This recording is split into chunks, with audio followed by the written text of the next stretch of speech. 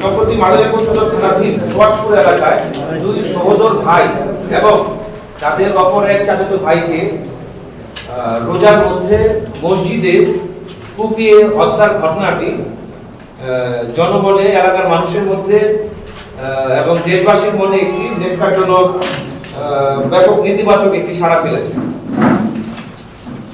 RAB ৮ CPC 3 Madaripur এবং RAB ৪ সদর company ঢাকার সম্মিলিত একটি অভিযানে গত 12 মার্চ 2025 তারিখ রাত্রি 2:40 ঘটিকায় ঢাকা জেলার আশুলিয়া থানাধীন চিত্রা শাহিন এলাকায় অভিযান পরিচালনা করে কাঁঠালতলা কেন্দ্রীয় জামে মসজিদ এলাকা হতে বহুল আলোচিত চাঞ্চল্যকর এই মামলার ১ নম্বর আসামি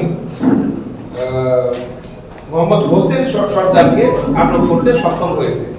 এছাড়াও র্যাব ৮ এর আরেকটি আভিযানিক দল CPC 3 মাদারীপুর থেকে একই মামলার অন্য আরেকজন আসামিকে শরীয়তপুরের পালং থানার আলীগাঁও এলাকা থেকে রাতে প্রায় একই সময় 2টার সময় আটক করতে সক্ষম হয়েছে।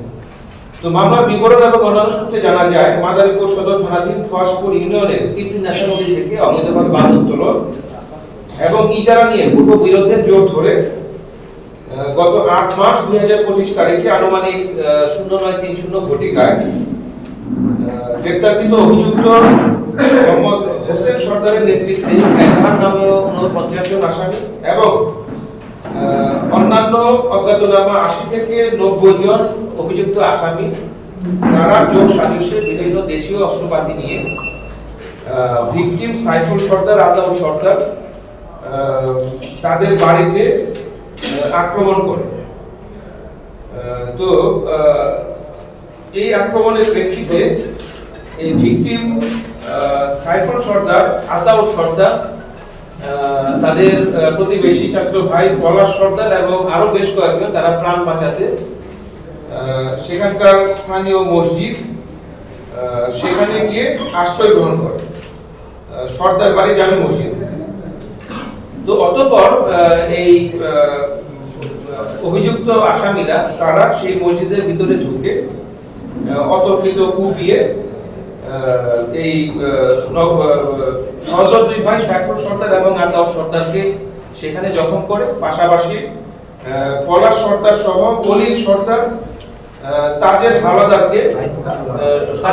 সহ আরো বেশ কয়েকজনকে আহত করে মসজিদে ফেলে যায় এবং যাওয়ার সময় এই সাইফুল সর্দার, আতাউর সর্দার সহ আরো কয়েকজনের, আরো 4 জনের 4টি বাড়ি তারা জ্বালিয়ে দিয়ে সেখান থেকে চলে যায়। পরবর্তীতে এলাকাবাসী তারা এই আহত তাদেরকে মসজিদ থেকে বের করে কাছাকাছি মাদারীপুর সদর হাসপাতালে নিয়ে যায় এবং কর্তব্যরত চিকিৎসক এই দুই ভাই সাইফুল সর্দার এবং আতাউর সর্দারকে মৃত বলে ঘোষণা করে এবং পরিস্থিতির অবনতি থাকায় কলিল সর্দার, পলাশ সর্দার এবং তাজের হাওলাদারকে ঢাকা মেডিকেল কলেজ হাসপাতালে রেফার করা হয়। তো নিয়ে যাওয়ার পরে তৃতীয় ব্যক্তি পলাশ সর্দার তিনিও ঢাকা মেডিকেল কলেজ হাসপাতালে মৃত্যুবরণ করেন। উক্ত এই ঘটনাটি এলাকায় ব্যাপক চাঞ্চল্যের সৃষ্টি করে। বিভিন্ন ইলেকট্রনিক মিডিয়া এটি বহুলভাবে সম্প্রচার করা হয়। এলাকার দেশের মানুষের মনে এটি একটি নেতিবাচক ছায়া ফেলে।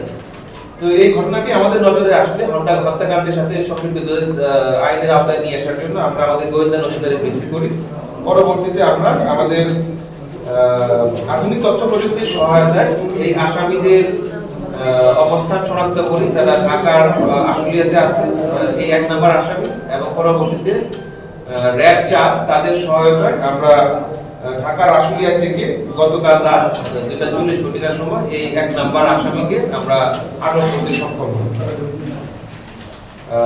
গ্রেপ্তারকৃত অন্য একজন আসামি যাকে শরীয়তপুর থেকে গ্রেপ্তার করা হয়েছে তাকে অলরেডি মাদারীপুর থানা সদর থানায় হস্তান্তর করা হয়েছে এবং আমাদের গ্রেপ্তারকৃত 1 নম্বর আসামি যাকে আমরা বর্তমানে আমাদের ব্যাটালিয়নে আছে তাকে মাদারীপুর সদর থানায় হস্তান্তরের কার্যক্রম চলমান রয়েছে।